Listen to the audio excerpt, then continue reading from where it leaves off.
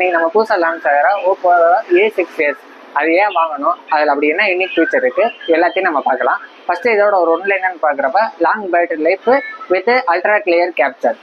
இதோட 4 key elements என்ன யூனிக்காக இருக்குது அப்படின்றத பார்க்கலாம். First 50 MP plus 2 MP camera.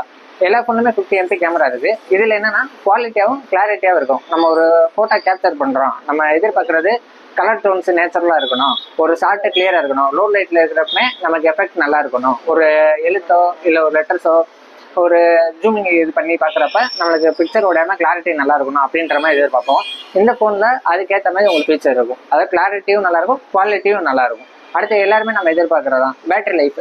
6500 mAh battery இருக்கும். நம்ம பொதுவாக ஃபோனில் நெட்டு மட்டும் யூஸ் பண்ண போகிறதில்ல, அதிகமாக கால்ஸ் பேசுவோம். இதில் நம்ம கால்ஸ் 6500 mAh பேட்டரி இருக்கனால 51 மணி நேரம் வரையுமே நம்ம கால் பேசிக்கலாம்.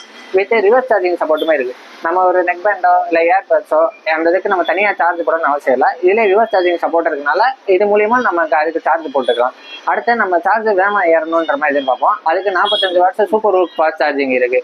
இப்போ ஒரு அரை மணி நேரம் சார்ஜ் போடும் அப்படின்னா 41% ஏறிடும். ஒரு ஃபுல் சார்ஜ் ஆக 94 நிமிஷத்தில் நம்மளுக்கு ஃபுல் சார்ஜ் ஆயிரும். அடுத்து நம்ம வெளியே அவுட்டோரில் போடுறப்ப டிஸ்பிளே பிரைட்னஸ் நல்லா இல்லை, பிரைட்னஸ் கம்மியாக இருக்குது, டிஸ்பிளே இதாக இருக்குது அப்படின்ற மாதிரி எதிர்பார்ப்போம். இதுக்கு 1125 நெட்ஸ் பிரைட்னஸ் டிஸ்பிளே இருக்குது.